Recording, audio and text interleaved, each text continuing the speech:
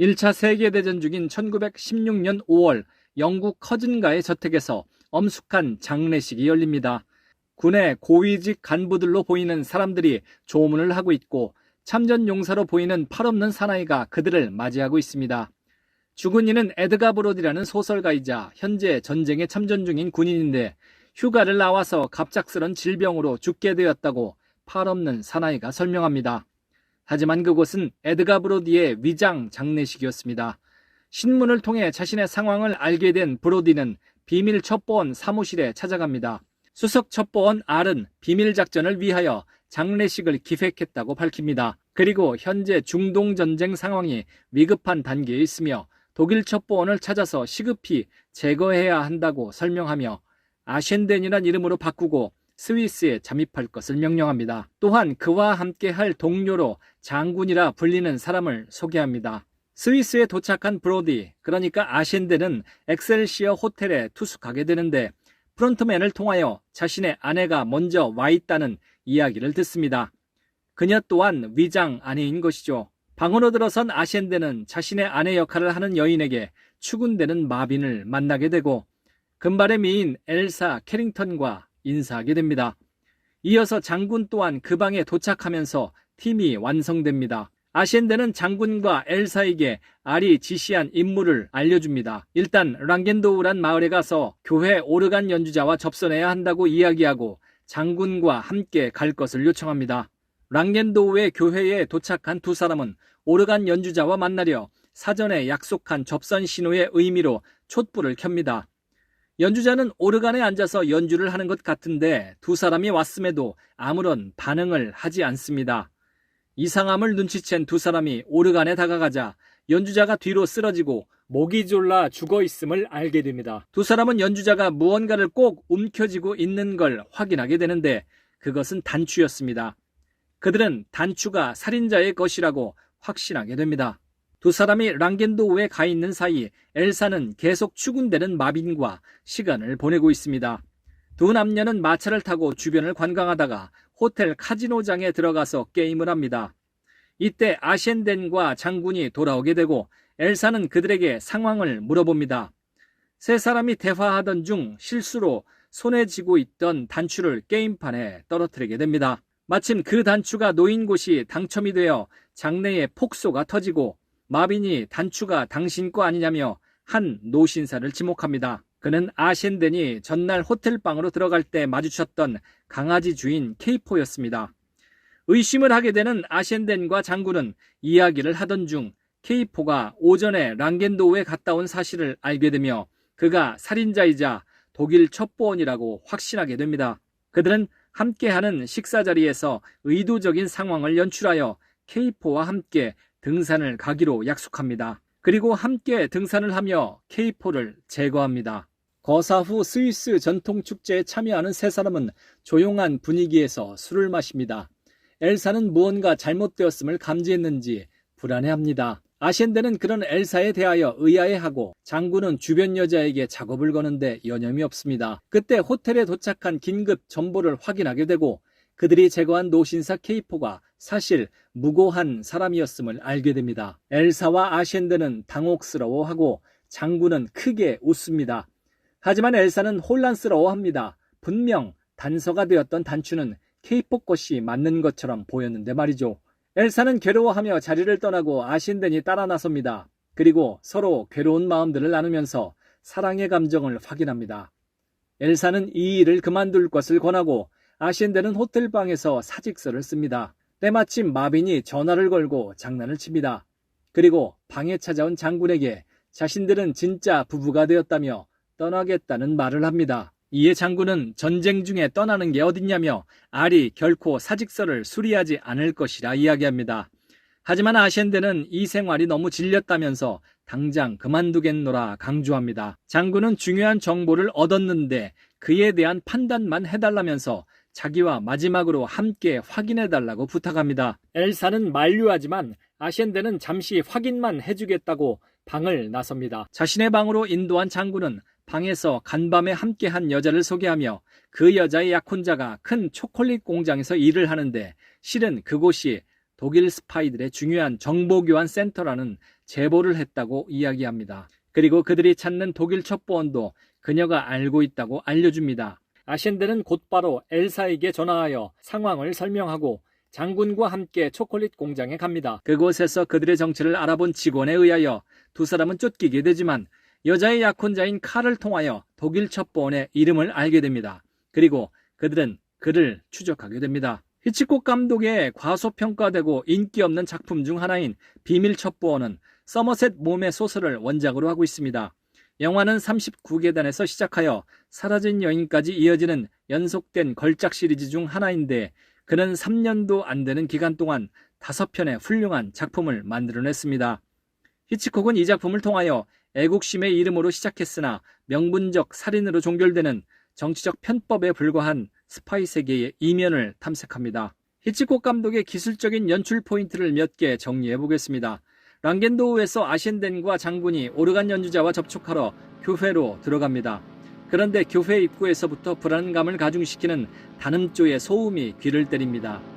두 사람의 동선을 따라가면 접선자로 보이는 사람이 오르간에 앉아 건반을 누르고 죽어있음을 보게 됩니다. 불안감을 증폭시켰던 소리는 단음조의 오르간 소리였던 것인데 이 장면에서 히치콕은 오르간의 불쾌한 사운드를 활용하여 심리적 불안감을 가중시키는 연출을 하고 있습니다. 사운드를 제어하며 긴장감을 유발시키는 기술적인 면모는 이후에도 나옵니다. 아신덴이 비밀 정보를 해석하는 사이 불안해하는 엘사의 심리를 표현할 때도 스위스 전통 음악 연주음과 엘사의 표정을 교차로 보여주며 연출하고 있습니다. 또한 후반부 아신덴과 장군이 독일 스파이들의 센터로 알려진 초콜릿 공장에 잠입했을 때도 그들의 대사는 전혀 들려주지 않고 공장의 요란한 기계음만 증폭시키며 현장의 긴장감을 조성합니다. 그리고 장군의 시선을 따라가며 공장 내의 수상함을 표현하고 있는데 여기서 과장되게 활용하는 현장음이 장군의 시선의 방향성에 더욱 집중시키는 효과를 발휘합니다. 아신덴과 장군이 K4를 제거하는 시퀀스야말로 히치콕식 서스펜스의 전형적인 장면입니다. 히치콕은 아신덴, 장군, K4가 함께하는 등산 장면과 K4의 아내, 엘사, 마빈이 함께하며 독일어를 배우는 장면을 교차 편집합니다. 아신덴과 장군은 K4를 뒤따라 등산하며 그를 어떻게 제거할지 고민합니다. 히치콕은 제거 직전 상태인 K4의 위기 상황을 강아지를 통해 보여줍니다. 강아지가 낑낑거리며 우왕좌왕하자 K4의 아내는 주인이 없으면 저런다며 대수롭지 않게 얘기합니다. 하지만 엘사는 강아지의 반응을 심상치 않게 여깁니다. K4에 대한 암살 작전이 진행되고 있음을 직감하게 되는 것이죠. K4에 대한 제거 방법을 결정하고 실질적으로 실행하는 상황이 될수록 강아지는 더욱 낑낑거리고 장군에 의해 마침내 제거되자 강아지는 울부짖습니다. K4 암살에 대한 서스펜스를 양쪽의 상황과 강아지를 통하여 교차 편집으로 보여주는 훌륭한 장면 연출이죠. 아울러 K4의 억울한 죽음을 강아지를 통해서 대변합니다. 비밀 첩보원, 그러니까 영문 제목 시크릿 에이전트란 제목은 매우 중요합니다. 여기서 정관사 더가 붙지 않고 있는 점을 주목해야 합니다. 왜냐하면 비밀 첩보원이 되는 것이 어떤 것인가를 다루는 스토리 속에 여러 명의 비밀 첩보원이 등장하기 때문입니다. 그 중에서 아신덴의 부인 역할을 하는 엘사는 영화에서 드러내고자 하는 히치콕의 주제의식을 담아내고 있는 캐릭터라 할 수 있습니다. 그녀는 K4를 제거하는 임무 수행을 모의할 때 살인을 저지를 가능성이 있음에도 큰 모험과 재미의 기회로 여기고 적극 참여하고자 합니다. 하지만 현장에 가지 말고 호텔에서 K4의 아내와 함께 있으라는 아신덴의 제안에 크게 실망합니다. 그때 아신덴은 전쟁 중의 스파이 행위가 아무리 정당하다 하더라도 이것은 실질적인 살인을 하는 작업이라며 그녀에게 일침을 가합니다. 엘사는 K4의 제거 작업이 오인이었다는 사실을 알게 된 후 자신의 태도를 뉘우치고 이 모든 상황이 얼마나 끔찍한 일인가를 깨닫게 됩니다. 영화 후반부 진짜 스파이가 마빈이라는 것을 알게 된 아신덴과 장군이 그를 죽이려고 하자 이때는 오히려 엘사가 그들을 막아섭니다. 그녀는 전쟁과 국가라는 명분 아래 쉽게 살인이 자행되는 걸 절대 용납할 수 없다며 권총으로 아신덴과 장군을 막아섭니다. 결국 공습을 받은 기차가 전복됨으로써 그녀의 의지대로 직접적인 살인은 일어나지 않습니다. 도덕적 태도가 완전히 역전되는 캐릭터인 엘사를 통하여 히치콕은 자신의 주제의식을 드러내고 있습니다. 히치콕의 다중적인 캐릭터 활용은 비밀 첩보원에서도 여전합니다.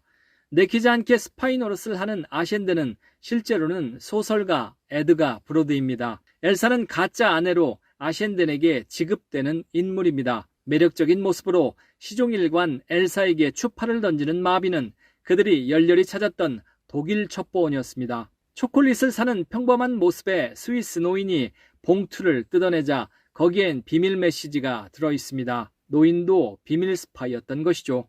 아름답고 고요한 풍경의 시골 교회는 잔인한 살인의 현장이 됩니다. 독일인 아내를 대동하고 독일어를 말하는 영국인은 적국의 스파이가 아니라 전혀 관계없는 무고한 사람이었습니다. 대머리 멕시코 장군이라 불리는 비밀 첩보원은 장군도 아니고 멕시코 사람도 아니고 대머리도 아닙니다. 비밀 첩보원에서 주목할 것은 악역 캐릭터인데 결국 스파이로 판명나는 마비는 나는 비밀을 알고 있다의 불안한 아보트나 39계단의 냉정한 조던 교수와 달리 다른 일을 세심하게 배려하는 매력적인 젊은 남자입니다.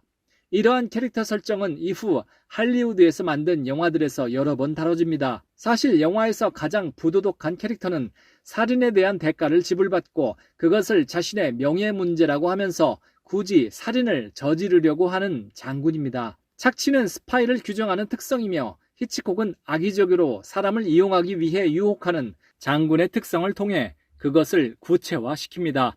첫 번째 등장 때 장군은 하녀 꽁무니를 뒤쫓으며 유혹하느라 아셴덴과 제대로 인사도 나누지 않습니다. 근데 그 장면의 장군의 모습을 볼 때 익살스러우면서도 다소 불편한 느낌이 듭니다.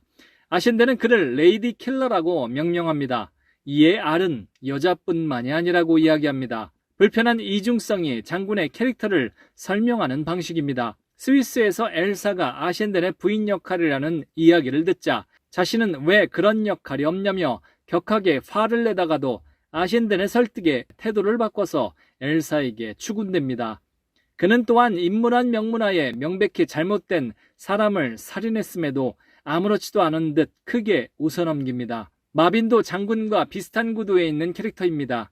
그는 시종일관 낭만적인 모습으로 엘사에게 접근하여 구애를 펼칩니다. 하지만 후반부에 자신의 정체가 드러나자 엘사를 전혀 사랑한 적이 없다고 일축한 뒤 그녀에게 난폭하고 잔인하게 키스를 합니다. 장군은 물론 마빈 또한 근본적인 이중성과 변태성을 드러내는 캐릭터인 것이죠. 비밀 첩보원의 도덕적 어조는 신랄함과 복합성을 제공합니다. 국가적 목적과 국제적 안전을 위한다는 미명하에 저지르는 살인이 얼마나 나쁜 짓인지 영화를 통해 충분히 헤아려 볼 수 있습니다. 2차 세계대전 직전에 제작된 이 영화를 통하여 히치콕은 스파이 행위의 근본적인 악행에 대하여 자신의 관점을 분명히 하고 있습니다.